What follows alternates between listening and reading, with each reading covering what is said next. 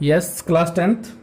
तो कल आपके होमवर्क में एक क्वेश्चन था, उसमें काफ़ी बच्चों को डाउट था, जिस क्वेश्चन को लेकर चल रहे हैं। पहले क्वेश्चन था हमारे पास, show that the cube of a positive integer is either of the form 9m और 9m+8 कि किसी भी पॉजिटिव इंटीजर का जो क्यूब होता है वो या तो 9m फॉर्म का होता है या 9m+1 का या 9m+8 का। तो इसको कैसे प्रूव करेंगे? जैसे हमने कल किया था स्टार्ट, लेट करेंगे किसी पॉजिटिव इंटीजर को, let A is any positive integer. हमने क्या किया, कोई पॉजिटिव इंटीजर को लेट कर लिया, हमने ए लेट कर लिया। अब हमें क्या करना है, इस पॉजिटिव इंटीजर का क्यूब निकालना है, मतलब कि अब हमें ए का क्यूब फाइंड आउट करना है। ए क्यूब फाइंड आउट करने के लिए ए की वैल्यू हमें पता होनी चाहिए, और ए की वैल्यू कहाँ से राइट करेंगे, by Euclid's division lemma A is equal to B cube plus R. और आर पे क्या कंडीशन होती है, R must be less than B and greater than equal to 0। तो ये कंडीशन होती है हमारे पास आर के ऊपर। इसके बाद हम क्या करते हैं, बी की वैल्यू को लेट करते हैं, और कितनी लेट करते हैं, जितना हमें रिजल्ट में चाहिए होता है। अब हमें रिजल्ट में 9 चाहिए, तो b की वैल्यू 9 लेट करें। बट अगर हम b की वैल्यू 9 लेट करेंगे तो यहां पे हमारे पास बन जाएगा r less than 9। r less than 9 बहुत सारे नंबर्स हो जाते हैं, 0 1 2 3 4 5 6 7 8, फिर a की भी इतनी सारी वैल्यूज आएंगी और उन सबका क्यूब करना बहुत लेंथी प्रोसेस हो जाएगा।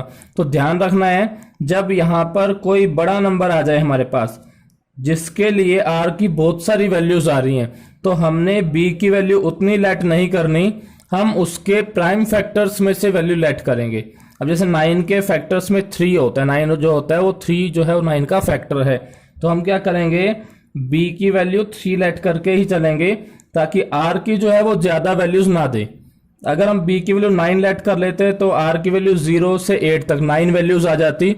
बट अगर हम b की वैल्यू 3 लेट करेंगे तो r की वैल्यू 0 1 और 2 सिर्फ 3 वैल्यूज रहेंगी। तो इसीलिए ध्यान रखना है, जब यहाँ पर कोई बड़ा नंबर आ जाए और हमें उसका स्क्वायर या क्यूब करना है, आगे लेके चलना है, तो क्या करेंगे, b की वैल्यू उसके फैक्टर्स में से लेट करके चलेंगे। अब 9 का फैक्टर जो था वो 3 था, तो हमने b की वैल्यू 3 लेट कर ली।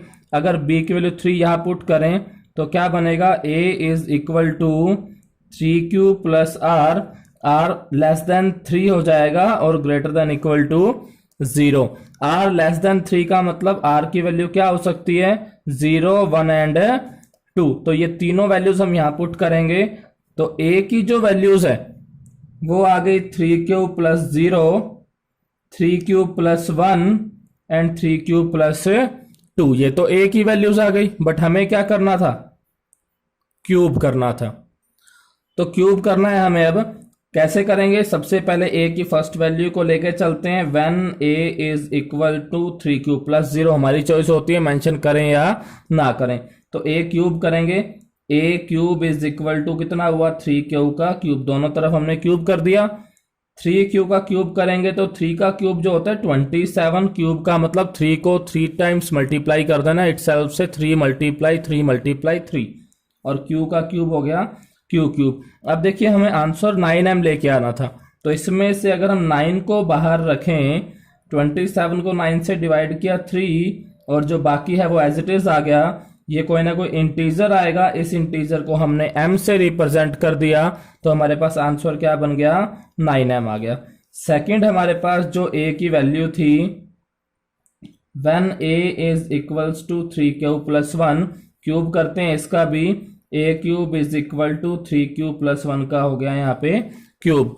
अब यहाँ पे अंदर दो टर्म्स आ गई, जब भी अंदर दो टर्म्स होती हैं उसका स्क्वायर या क्यूब करना होता है तो आइडेंटिटी अप्लाई होती है, a plus B whole cube क्या होती है, a cube plus b cube plus 3 multiply a multiply b into a plus b।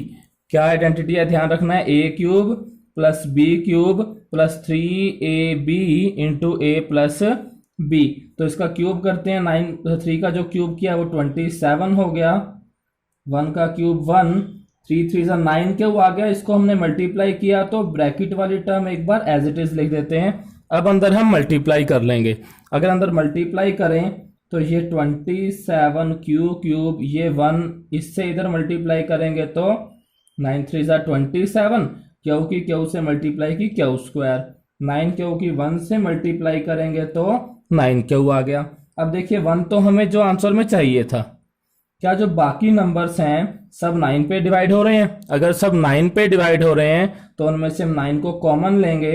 27 को 9 से डिवाइड किया 3, जो साथ में है एज इट इज आ गया, इसमें से भी 9 कॉमन लिया 3 क्यू स्क्वायर आ गया, यहाँ पे 1 क्यू रह गया और ये 1 जो था वो लास्ट में आ गया। अब ये जो टर्म है ब्रैकेट के अंदर, ये कोई ना कोई इंटीजर है तो इसको हम m से रिप्रेजेंट कर देते हैं। तो हमारा a क्यूब का जो आंसर था वो क्या बन गया, 9m प्लस 1 बन गया। नेक्स्ट वैल्यू जो हमारे पास है a की, वो क्या है, 3 क्यूब प्लस 2 है। इसको लेके चलते हैं।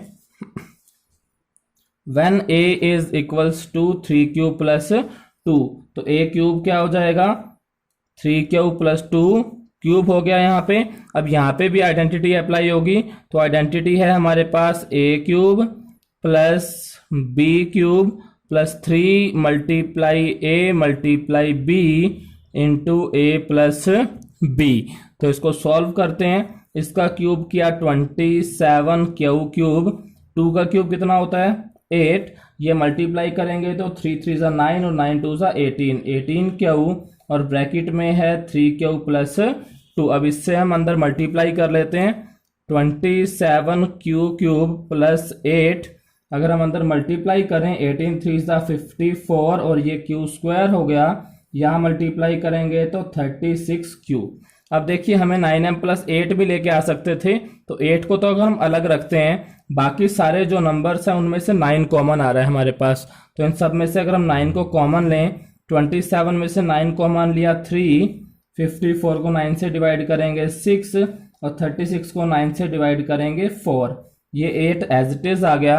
जो ब्रैकेट के अंदर टर्म है इट इज एन इंटीजर, सो इसको हम m से रिप्रेजेंट कर देते हैं। तो हमारा जो आंसर था वो क्या बन गया, 9m प्लस 8।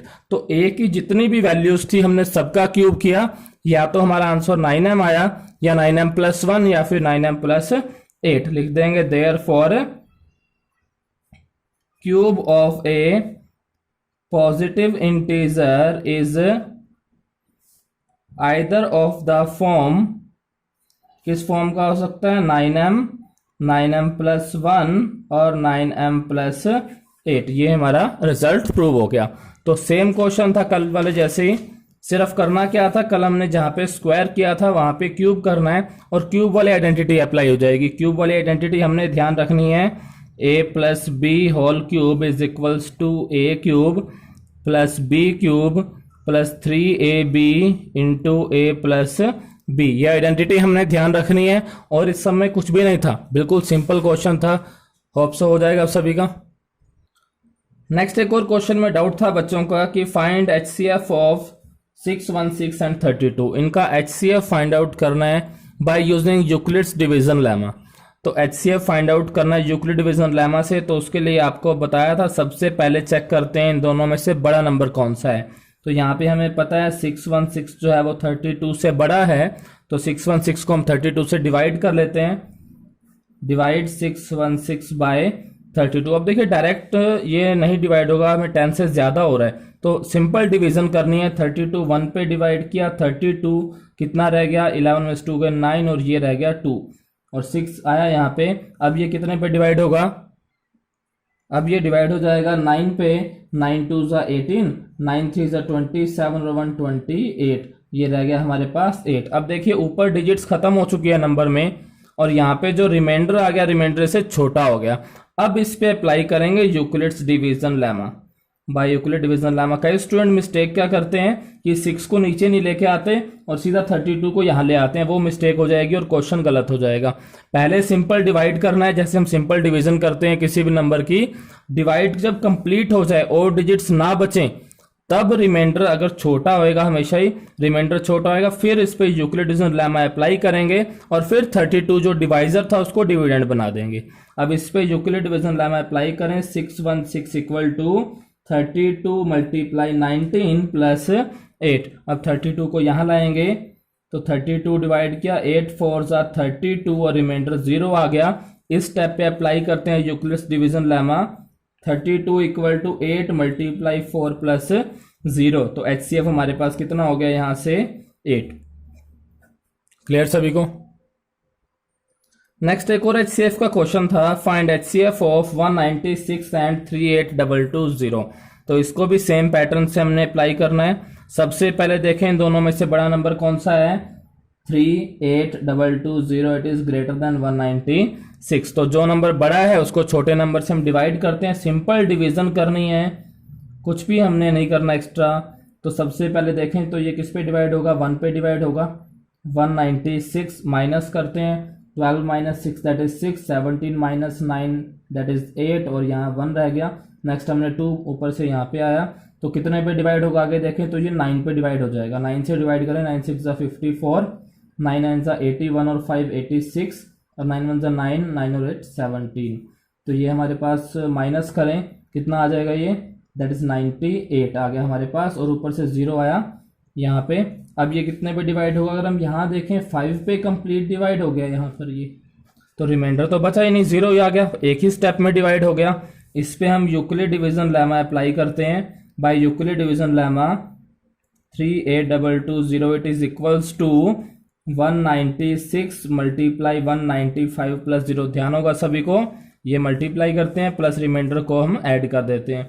तो जिस केस में रिमाइंडर 0 हो जाता है उस केस में जो डिवाइजर होता है हमारा HCF होता है, यहाँ पे डायरेक्ट ही हो गया, तो HCF कितना हो गया यहाँ पे 196 हो जाएगा। बिल्कुल सिंपल सा क्वेश्चन था, आई होप सो हो जाएगा सभी का। अब ये यहाँ पर एक बात का सभी ने ध्यान रखना है, किसी भी क्वेश्चन में अगर ऐसी वर्डिंग आ जाती है फाइंड द हाईएस्ट या find the greatest, find the maximum, ऐसी कुछ वर्डिंग आ जाती है हमारे पास, क्योंकि सबसे बड़ा हाईएस्ट मतलब सबसे बड़ा, तीनों का मतलब है जो सबसे ज्यादा है या सबसे बड़ा है। फाइंड द हाईएस्ट पूछ ले, ग्रेटेस्ट पूछ ले, मैक्सिमम पूछ ले, इन तीनों में से कोई भी वर्डिंग आ जाए मतलब कि वहां पे आपने HCF फाइंड आउट करना है और कुछ भी नहीं सोचना। क्वेश्चन के अंदर जो 2 या 3 नंबर्स दे रखे हैं उनका HCF फाइंड आउट करके जो भी आएगा वो हमारा आंसर हो जाएगा। और सेम ऐसे ही अगर क्वेश्चन में पूछ ले लीस्ट, मिनिमम या फिर स्मॉलेस्ट, इन तीनों में से कोई वर्डिंग आ जाए तो वहां पे हम क्या करेंगे, एलसीएम फाइंड आउट कर देंगे और इसके अलावा कुछ भी नहीं करना होता। तो कंफ्यूज मत होना, स्टेटमेंट वाले क्वेश्चंस कई बार हमारे पास आ जाते हैं और उन क्वेश्चंस में ये वर्डिंग हमें मिलेगी। अगर आपसे पूछ ले find the highest, find the greatest या फाइंड द मैक्सिमम, तो वहां पे क्या निकाल देंगे HCF। और अगर ये पूछा जाता है find the least, find the minimum या फाइंड द स्मॉलेस्ट, तो वहां पे क्या निकाल देना है आपने, LCM फाइंड आउट कर देना है। क्लियर सभी को? ओके